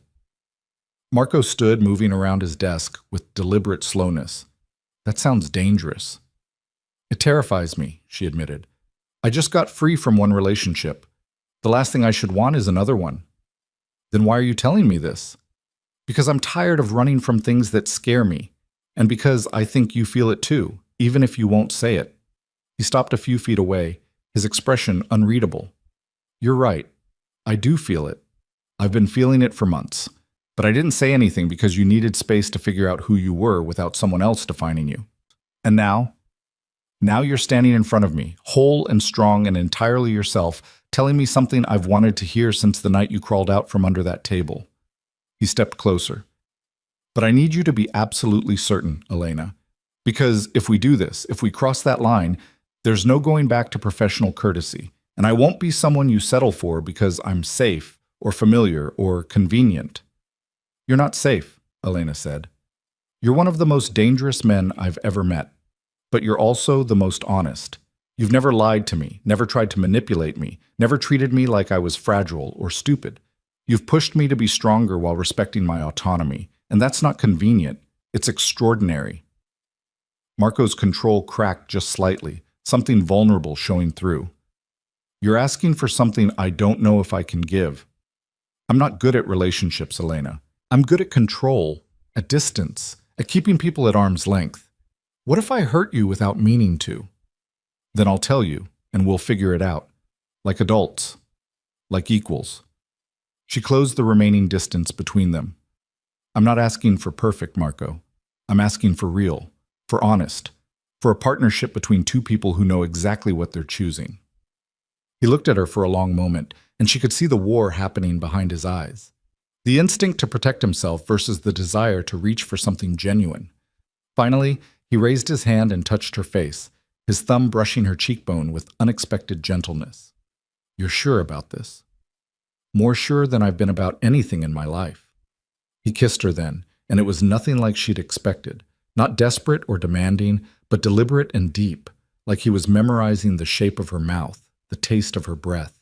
His hand slid into her hair, and she felt his control waver, felt the intensity he usually kept locked down bleeding through.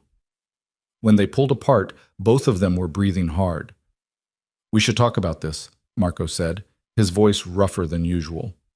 Set boundaries, establish expectations. Later, Elena kissed him again. We'll talk about all of it later. Right now, I just want this. They spent that night talking until dawn, sitting together on the couch in his study while the city lights glittered beyond the windows. They talked about fears and failures, about the scars they carried, about what they wanted from a relationship and what terrified them about it. Marco told her about growing up in a family built on violence and loyalty, about learning early that love was often just another word for control. He told her about the women he'd dated who'd wanted his money, or his power, but never him, and how he'd eventually stopped trying. Elena told him about the girl she'd been before David, the one who'd loved art and believed in fairy tales. She told him about the slow erosion of self that abuse had caused, and about the fear that even now, free and strong, she'd somehow fall back into old patterns. You won't, Marco said with absolute certainty, because you know what they look like now. You've trained yourself to recognize them, and if you ever start to slip, I'll call you on it. Promise? Promise. but only if you do the same for me. As the sky began to lighten, Elena realized something profound. This felt nothing like her marriage had. There was no inequality, no fear, no sense that she had to diminish herself to make room for someone else. This felt like partnership, like two people who'd both survived hell choosing to build something better together. Over the following months, they navigated the relationship with the same care they'd brought to everything else. They kept it private at first, not because they were ashamed, but because they wanted to understand it themselves before dealing with outside opinions. They maintained separate spaces. Elena got her own apartment near the foundation, somewhere that was entirely hers, while still spending most nights at Marco's estate. They argued sometimes, both of them too strong-willed to avoid conflict, but they argued fairly, without cruelty or manipulation, and they always came back to each other once the heat had faded. The foundation continued to grow. Within a year, Second Sunrise House was operating at full capacity, with a waiting list of women seeking shelter. Elena hired more staff, expanded programs, and began planning a second location. She became a voice in the community for survivors of domestic violence, speaking at events and fundraisers, using her story to help others find courage. Marco continued running his empire, but he shifted some of his focus. He started vetting his business associates more carefully, cutting ties with anyone involved in human trafficking or exploitation. He funded other organizations doing similar work to Elena's. He became, quietly and without fanfare, someone who used his power to protect the vulnerable instead of just accumulating more. 2 years after Elena had crawled beneath that table, she stood on a stage at a fundraising gala for Second Sunrise House and looked out at a room full of donors and supporters. Marco sat near the front, watching her with quiet pride. Sophia was there too, along with several of Marco's colleagues who'd initially been skeptical about his involvement with the foundation. "When I started this journey," Elena said into the microphone, "I was running from something. A life that had become unbearable, a relationship that was slowly killing me. I ran because I had no other choice, but somewhere along the way running turned into walking, and walking turned into building. I stopped fleeing and started creating." She paused, letting her words settle. "Second Sunrise House exists because I was lucky enough to find help when I needed it most. But luck shouldn't be required. Safety shouldn't be a privilege. Every person trapped in an abusive relationship deserves a way out, deserves resources and support, and the chance to rebuild. That's what we're creating here. Not just shelter, but transformation. Not just escape, but reclamation of self." The room erupted in applause. Elena smiled, but her eyes found Marco's across the crowd. He nodded once, a small gesture that meant more than any grand declaration. After the gala, they drove back to the estate together. Elena kicked off her heels in the car, sighing with relief. "Another successful event," Marco said. "You're getting good at this." "I'm getting good at asking rich people for money while making them feel good about themselves. There's a difference." He laughed, the sound warm and genuine. "Still counts." Back at the estate, they found Lucia had left them a late dinner in the kitchen. Pasta and wine, simple and perfect. They ate together at the counter, talking about the evening, about upcoming plans for the foundation, about nothing and everything. "I've been thinking about something," Marco said as they finished eating. "Dangerous words." "I'm serious." He set down his wine glass. "You've been splitting time between your apartment and here for 2 years now, moving back and forth, maintaining 2 spaces." Elena felt her pulse quicken. And I was wondering if you'd considered making this permanent, moving in here, not as someone I'm protecting or helping, but as my partner, as someone who chooses to build a life with me because she wants to, not because she has to." The proposal was so perfectly Marco, practical, honest, stripped of unnecessary romance but weighted with genuine meaning. Elena set down her own glass and looked at him. "Are you sure? I know you value your space, your privacy. I value you more." He reached across the counter and took her hand. "These past 2 years have been the most honest of my life. I want that to continue. I want you here, not visiting, but staying. Not as a guest, but as someone who belongs." She felt tears prick her eyes, but they were good tears, happy ones. "Yes. Yes? Yes, I'll move in. Yes, I want to build this life with you. Yes to all of it. Marco smiled, really smiled, and pulled her around the counter and into his arms. I was prepared for a longer negotiation. Sorry to disappoint. She kissed him. But I learned from you that when something is right, you don't waste time second-guessing it. You just choose it. They went upstairs together, to the bedroom that had long since become theirs rather than his. Later, tangled together in the dark, Elena thought about the journey that had brought her here. The terror and the transformation, the breaking down and the building up, the moment she'd stopped running and started choosing. Marco? She said into the darkness. Hmm? Thank you. For everything. For seeing me when I couldn't see myself. For believing I could be strong before I knew how. He was quiet for a moment, his hand tracing lazy patterns on her shoulder. You did the work, Elena. I just gave you space to do it. We both know that's not true. You pushed me when I wanted to quit. You challenged me when I wanted to hide. You loved you, he finished quietly. I loved you long before I was ready to admit it. Maybe from the moment you crawled out from under that table and looked at me without fear. Elena's breath caught. They'd never used that word before. Both of them too cautious, too aware of how easily it could be weaponized. I love you too, she said. Not the way I thought I loved David, not out of dependence or fear. I love you because you're brilliant and dangerous and honest. Because you see me clearly and don't try to change what you see. Because you make me want to be better while accepting me exactly as I am. Marco pulled her closer, his embrace firm and warm. We're doing this then. Building something real, together. Together, she agreed. As equals, as partners, as two people who chose each other freely. 5 years after that night in the restaurant, Elena stood in the gardens of Marco's estate, their estate now, and watched the sun set over the city. Second Sunrise House had expanded to 3 locations, serving hundreds of women and their children. She'd written a book about her experience that had become a bestseller, with all proceeds going to the foundation. She'd testified before Congress about the need for better domestic violence protections. She'd built something that mattered, something that would outlast her. But more than that, she'd built a life she loved, a partnership with someone who challenged and supported her in equal measure, a home that felt like safety instead of a cage, a future full of possibility instead of fear. Marco came up behind her, wrapping his arms around her waist. What are you thinking about? How far I've come. How different everything is now. Regrets? None. You? Only that I didn't meet you sooner. She turned in his arms to face him. If you'd met me sooner, I wouldn't have been ready. I had to break before I could rebuild. Fair point. He kissed her forehead. Sophia called. She wants to know if we're coming to dinner next week. Tell her yes. And tell her I said thank you. For what? For caring enough about you to warn me not to hurt you. She was right. You did offer me more than I was ready to accept. But I'm ready now. Marco studied her face, his gray eyes warm in the fading light. What are you saying? Elena reached up and touched his cheek. I'm saying that you asked me to move in because you wanted to build a life together. And we have. We've built something extraordinary. But I think we could build something even better.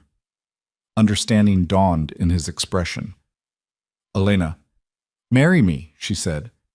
Not because I need you, not because I'm afraid of being alone, but because I choose you.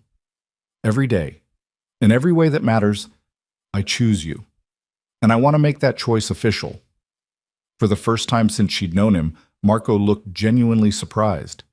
You're proposing to me. I am. Is that a problem? No, but I had a whole plan. Diamond ring, romantic dinner, the works. So you were going to ask me? Of course I was going to ask you. I was just waiting for the right moment. Elena laughed. This is the right moment. Right here, right now, in the place where you helped me become whole again. This is perfect. Marco cupped her face in his hands, his expression intense. You're sure marriage is... I know what marriage is. I've done it before. This is nothing like that. She met his gaze steadily. This is partnership, equality, two whole people choosing to build something together. I'm not afraid of that anymore. Are you? Terrified, he admitted. But I'm also sure. more sure than I've ever been about anything. He kissed her deep and thorough. Yes, I'll marry you. She grinned against his mouth. Good, because I wasn't taking no for an answer. They were married 6 months later in a small ceremony in the estate gardens, with only close friends and family present. Sophia stood as Elena's witness, tears streaming down her face as she watched her brother promise his life to someone worthy of it. Lucia catered, of course, creating a feast that had guests raving for weeks. But the most moving moment came when 3 women from Second Sunrise House arrived. Graduates of the program who'd rebuilt their lives and wanted to celebrate with the woman who'd helped them do it. They stood in the back, clutching tissues and smiling, living proof that escape was possible, that transformation was real, that survival could become thriving. After the ceremony, as guests mingled and music played, Elena found herself standing with Marco at the edge of the celebration, watching the people they'd brought together. "Happy?" he asked. Deliriously. "You?" "More than I knew how to be." He pulled her close. "Thank you for choosing me. Thank you for being worth choosing." They danced as the sun set. 2 people who'd found each other in the darkest moment and built something luminous together. 2 people who'd learned that love didn't have to mean control, that partnership didn't require sacrifice, that strength was something you could share without diminishing it. Elena rested her head on Marco's shoulder and thought about the woman she'd been, terrified and trembling under a table, convinced she had nothing left to lose. If she could go back and tell that woman what was coming, she wouldn't believe it. Wouldn't believe that the dangerous man who'd spared her that night would become her greatest ally, that the terror of leaving would transform into the power of choosing, that the end of one story would be the beginning of something extraordinary. But she didn't need to go back. She was exactly where she needed to be, in Marco's arms, surrounded by people she loved, building a future she'd designed herself.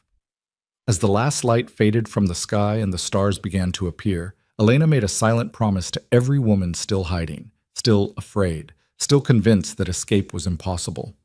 She promised to keep building, keep fighting, keep creating spaces where transformation was possible, because she knew the truth now. The truth she'd learned in the hardest way possible and then taught to hundreds of others. You were never as powerless as they made you believe. You were never as broken as they claimed. And when you finally found the courage to run, to fight, to choose yourself, you'd discover that survival was just the beginning.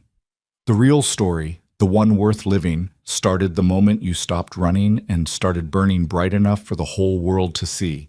And Elena Cross, standing in her garden with her husband and her hard-won freedom, burned brighter than she'd ever dreamed possible.